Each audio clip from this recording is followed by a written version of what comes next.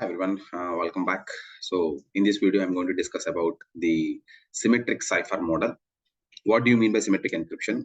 And we will also get to learn some of the terminology that are used for encryption schemes. As you must have been aware that symmetric encryption has also other names which it go by. We also call it as conventional encryption or single key encryption, secret key encryption, or one key encryption. There are many names through which we call it, but most commonly we call it as symmetric encryption model or secret key encryption model. So these are the two names that we use regularly throughout our course. So the name itself tells you that it uses a single key. If you are wondering, see, if you are having symmetric, do you have asymmetric as well? Yes, we do have an asymmetric encryption also, which we call it as public key cryptography or two key cryptography, other names. We will discuss more about it when the time comes. Before we proceed on to discuss more about the symmetric encryption scheme or the model or how it is done, what are the most important things that need to be taken care of and how they are categorized. First, we need to learn about some of the terminology that we are going to use regularly throughout this course. The first term being here is your plain text. Plain text is something that the user wants to send. Whichever message that you want to transmit across to the receiver is called as a plain text. So as it is. The second term is called as ciphertext. Ciphertext is the encoded message that is actually transmitted. So if you want to send something and we don't send something as it is because everyone else might be able to see, confidentiality issues might come, integrity issues might come, whatever it is. So we do some kind of transformations on that plain text and convert it into an unintelligible form, which might not be understood by the attacker. That is what we call it as a ciphertext. Cipher is nothing but it is the algorithm that we use for transforming this plain text to ciphertext. So what are the things that you're going to do to make this transformation? We call it as a cipher. Next, the most important one is the key. So in order to do this transformation, it has to be dependent on something which only the sender and the receiver knows. Some kind of secret information which is only known to the sender and the receiver. That is what we call it as a key here. And this plays a major role, or this plays a key role in doing this or in performing this transformation. Encryption is the process of converting the plain text into ciphertext. We also call it as encipherment, but most common way we call it as encryption algorithm or the encryption process. It is how the plain text gets converted to ciphertext, and the reverse process, which happens at the receiver, because the receiver has to understand we are converting this so that the attacker does not understand or does not look at it or does not get any information out of it. But the receiver to whom you really want to send the message must be able to understand it, isn't it? So whichever transformation you are making at your side must be reversed. That is called as decryption. Encryption is the process of converting plain text into ciphertext, and decryption or decipherment is the reverse process of getting the plain text or recovering the plain text from the received ciphertext. That is called as decryption process.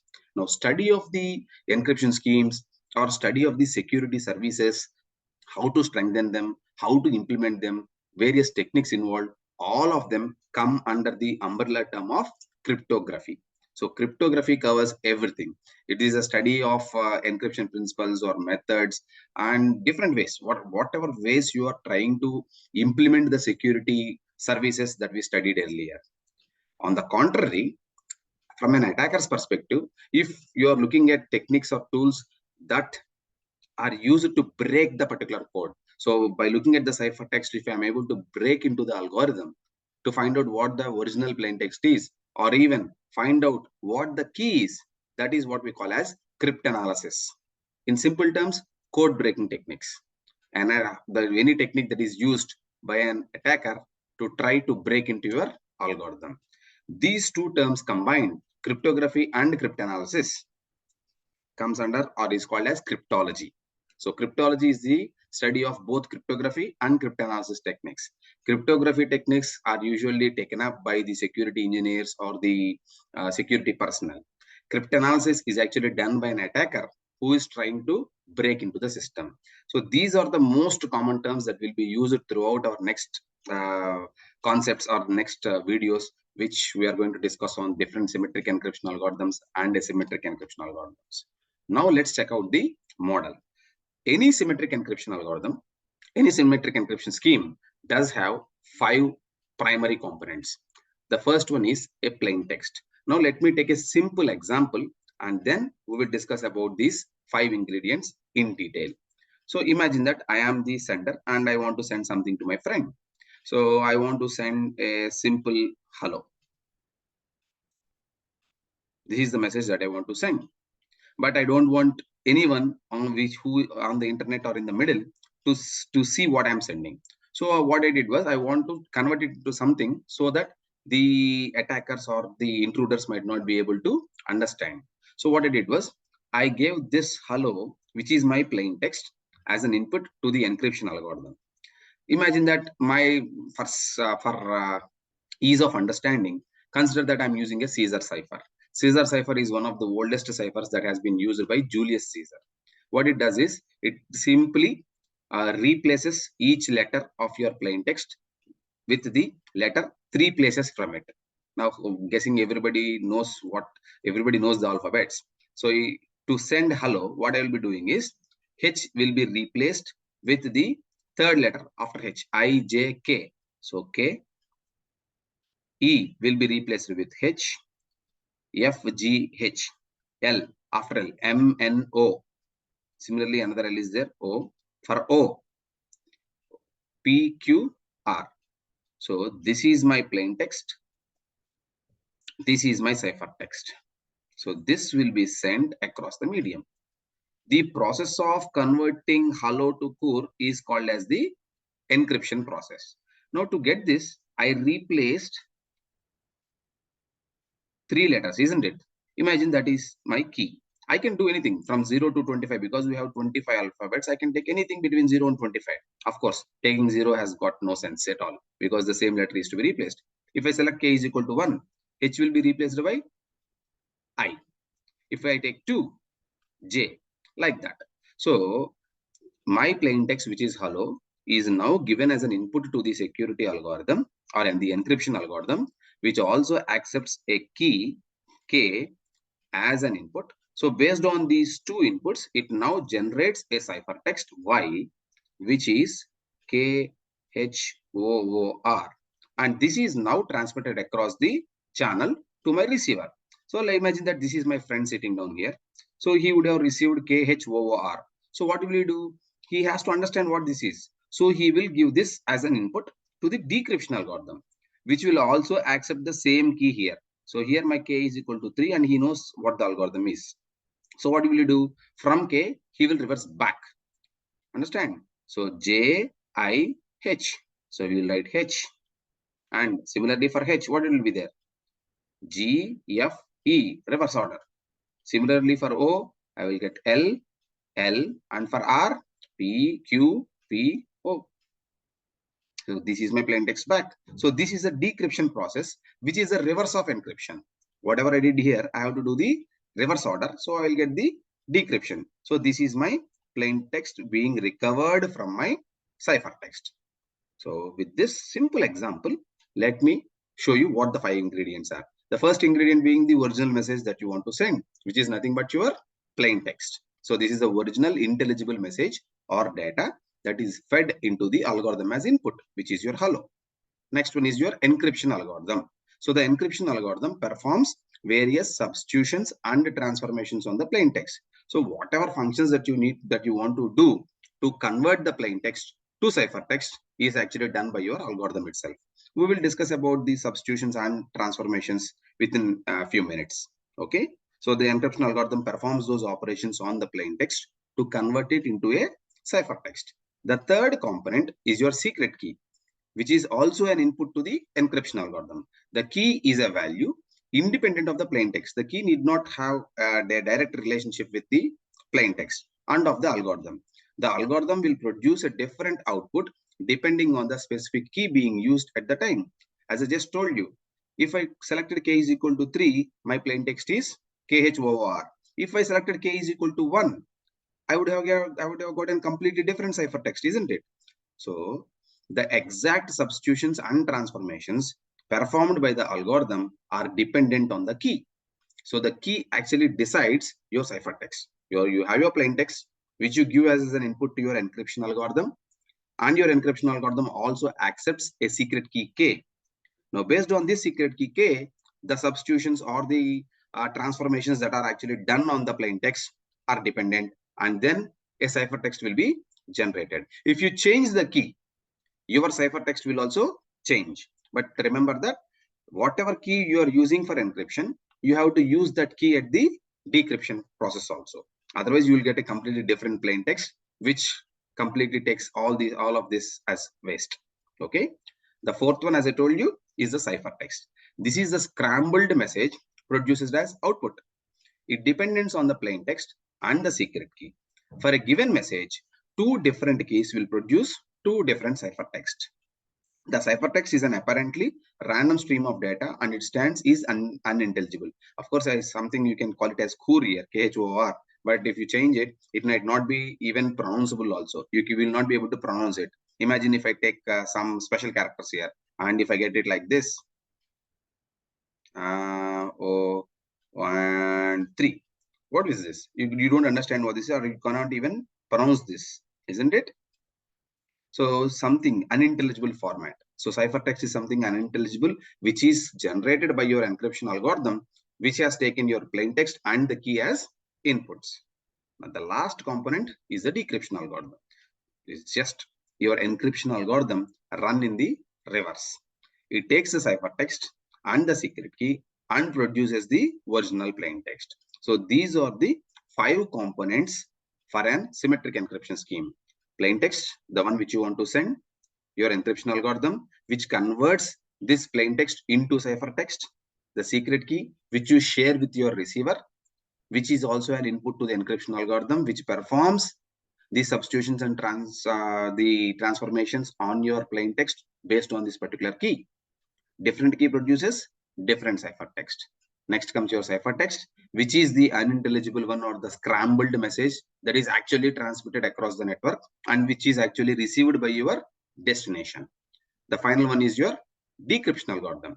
For the receiver to read the actual plain text, to read your message, he has to perform this decryption process. He has to understand how, or he has to have the knowledge of what the secret key is.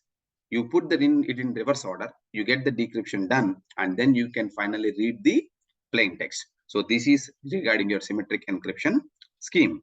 For this to work, there are 2 important things. For symmetric encryption to be successful, there are 2 things that you need to consider. The first one is pretty straightforward. Your encryption algorithm should be strong, solid. What do you mean by strong, sir? Strength in the sense is that most of the encryption algorithms that we use nowadays, like your AES, DES, or even IDEA, Blowfish, they are all well documented and available publicly. You can go on the internet, you can find out what the algorithm is, how it works. Almost all the information regarding the algorithm is readily available even to the attacker. So keeping in mind that the attacker knows how the algorithm works, has good enough knowledge about the algorithm, and having some bits and pieces of ciphertext, should not be able to break the algorithm to gather information about your secret key or even the plain text. So you have to understand the fact that the attacker, having the knowledge of the algorithm and some ciphertext that he has gathered using some traffic analysis attack that we discussed earlier, these things should not give the attacker any kind of information about the key, which is to be kept secure, and also the plain text. Then I can say that my algorithm is strong enough. Okay, so that is what you say. Your algorithm should be strong. Then a strong encryption algorithm is needed. That is only the first concept. The second most important thing for asymmetric encryption algorithm to work is the strength of the key, or how secure is your key. Irrespective how big your encryption algorithm is, or how complex your encryption algorithm is, or how much money you have invested into the algorithm, if you don't take care of the key, it's practically useless. Now you implement an ultra modern security system for your home, but if you put the key under your doormat, is it plausible? No, I don't think so. And similarly, for this encryption scheme to work, for the symmetric encryption scheme to be successful, it is entirely dependent on how securely you can share the key between the sender and receiver. In most cases, we make use of a trusted third party that we discussed in the network security model, which will take the responsibility of sharing the key between the two parties securely. And in case if a dispute arises, that trusted third party can take the role of an arbiter and settle the disputes as well. So the two things must be taken care of. Your encryption algorithm must be strong, and the second one is you have to find a way to share the keys in a secure way between the sender and receiver without the attacker knowing it. If the key is leaked, your entire encryption algorithm is useless, because the attacker has got each and every means to now to decrypt or now to decrypt each and every ciphertext that you're sending on the network. Now, if you look at this diagram, it is very much similar to the one that we have discussed earlier. You have the message source, considering X as the plain text.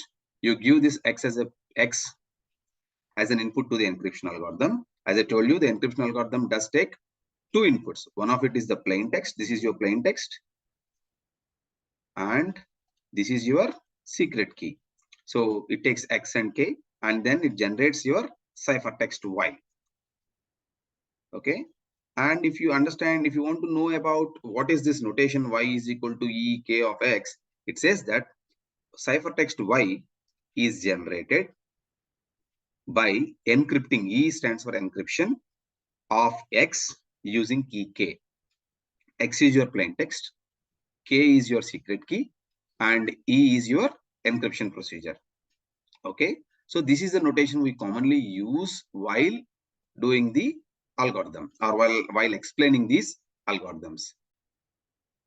Similarly, for decryption, if you see here, what we can understand here is X is equal to, X is nothing but your plain text. X is recovered by performing a decryption procedure D on your ciphertext Y using the same key K. This is the common notation that we will be using later on as well. So Y is equal to E K of X, or in other words, we can also write like this: Y is equal to E K of X. This is another way of writing it. So you get the ciphertext by encrypting using the key K. What you are encrypting is your plain text X. If you see here, we are also having the cryptanalyst, which is our attacker sitting on the network, and he will be able to identify maybe the different types of Y. So just by looking at this ciphertext and by knowing information about the encryption algorithm, we want to ensure that the cryptanalyst must not get the correct plain text, or you should not be able to guess what the plain text is, and you should never be able to compute what your secret key is. If he is able to do that, then your encryption algorithm is not safe, or you can say it's a weak encryption algorithm. So these are the two things that need to be taken care of. And I found this on the internet. I thought it gives you a good pictorial representation of what we just did right now. This is my Bob, who wants to send an hello message just like me and to Alice, and he doesn't want any other people sitting in between to find out what this message is. So he gave this hello message to an algorithm, and a secret key K is used. This secret key K and your encryption algorithm has generated a ciphertext like this, which, as I told you, is an unintelligible format, which both Eve and any other intruders or attackers on the internet might not be able to understand. And once it is reached to Alice, she will perform the decryption algorithm, which is nothing but in reverse order. So this ciphertext is once again converted to hello. For this to happen, both Bob and Alice must share the same key K. So the credit of this particular diagram should go to the original uploader. It is nothing to do with me. And these are the different algorithms that are actually used for your DES data encryption standard, IDEA, AES, RC4, triple DES, all these algorithms. We will study some of these in our other videos. Okay. And lastly, coming to the closing part, as we discussed earlier, cryptography is nothing but it is the science which involves the study of different techniques for secure communications in the presence of third parties called adversaries. How do you secure your communications? How do you safeguard your communications? So these cryptography schemes are actually classified into three ways. There are three ways of classifying these cryptographic schemes. The first one is, what is the type of operation that you do for conversion of plain text into ciphertext? The first operation, we call it as substitution techniques. As if you remember, in order to send hello, we sent this, isn't it? So here, each letter of the plain text is substituted or replaced with a completely different letter. So E is replaced with H, and L is replaced, if you see here, two O's, and finally O is replaced with R. So this system where the units of plain text are replaced with a ciphertext according to some kind of algorithm are called as substitution techniques. We have the DES, we have the AES, we have the Caesar cipher, Hill cipher, Playfair cipher. All these are examples of your substitution techniques. Similarly, if you have a system which does not replace the original plain text letters, but simply rearrange them. That means if you want to send hello as a message, and if I send like this, so I simply rearranged the positions of the alphabets, but I did not replace anything. This still contains the original characters of your plain text, but except for the fact that there is some order to which I changed this. These techniques are called as transposition techniques. Good examples of transposition techniques are rail fence cipher, the other one being the columnar cipher, keyed transposition techniques. There are many techniques which can be employed such that the plain text order is somehow changed. Of course, this is quite easy to see that, sir, where is the security in this? But no, there are techniques which can do a very complex transposition on the plain text. Okay, so these are the two ways through which you can classify the cryptographic schemes. One of it being the symmetric or substitution encryption or substitution techniques, and the other one is transposition techniques. So based on the type of operations. The second dimension is the number of keys used. Earlier, when we were talking about the symmetric encryption, I was telling you that the same key used at the sender is to be used at the receiver as well, isn't it? So if both the sender and receiver use only one key or secret key K, we call it as symmetric encryption, single key encryption, secret key encryption, or even conventional encryption. All of them are the same. So if you have one key, it is called as symmetric. And if sender and receiver each use a different key, then we call it as asymmetric. To put it into perspective, or for you guys to understand better, here sender does have two keys, something called as private key and public key. Similarly, the receiver will have another private key and public key pair. He can maintain pairs of corresponding keys. And if I encrypt a message with the sender's private key, it can only be decrypted with the public key of the sender. Similarly, and vice versa as well. If a receiver encrypts it with the private key of the receiver, then it can only be encrypted with the public key of the receiver. So here, one key is used for encryption and the corresponding other key of the pair is used for decryption. Then we call it as asymmetric. Please do not think differently when you say that different key means two different keys. No, they are connected. So public and private keys, we will discuss more about it when we talk about the public key encryption schemes. And the third one is how your plain text is processed. The third dimension. The first dimension is type of operations. The second dimension is number of keys. And the third dimension being how are you going to process your plain text. Now, if I have my plain text and if I say that I'm going to process it in a block, a fixed block size, 32 bits, 32 bits. So whatever plain text I'm having, if I'm going to put it into blocks, equal sized blocks, then we call it as block ciphers. Block ciphers are most commonly used, and DES, AES algorithms, which we will be studying later on, are the best examples of your block ciphers. Block ciphers, where plain text is always processed in blocks and ciphertext is also generated in blocks. That means if I am having a plain text of 32 bits, automatically it will result in a ciphertext of 32 bits only. Okay. So for 32-bit plain text, you get 32-bit ciphertext. If I'm having a 64-bit plain text, I will get 64-bit ciphertext. Contrary, There is another one called as stream cipher, which processes the input elements continuously. So I need not wait for some particular number of bits. When I am getting in characters, maybe one after another, I need not wait for an entire block to be completed, or I don't do any padding. I'll simply, whichever character is coming in as a stream, I will encrypt it and I will send it outside. So producing output one element at a time as it goes along. This is called as a stream cipher. So usually speaking, stream ciphers always involve encryption performing the encryption using an exclusive OR operation. There is some kind of key stream that is generated, and the key stream is done as an exclusive OR with your plain text to generate the cipher text. So these are the three different ways through which you can categorize cryptographic schemes. The first one is your type of operations. You have substitution techniques and transposition techniques. The number of keys used. That means you have either symmetric encryption or asymmetric encryption algorithm. And finally, how do you process your plain text? If it is in a fixed size blocks, then we call it as a block cipher.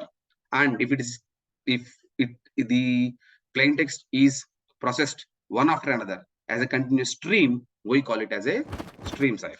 So in the next video, we'll discuss more about on the cryptanalysis part, the different types of attacks that are done on cryptanalysis based on the type of information that the attacker has. So till then, take care and thank you for watching. Good luck.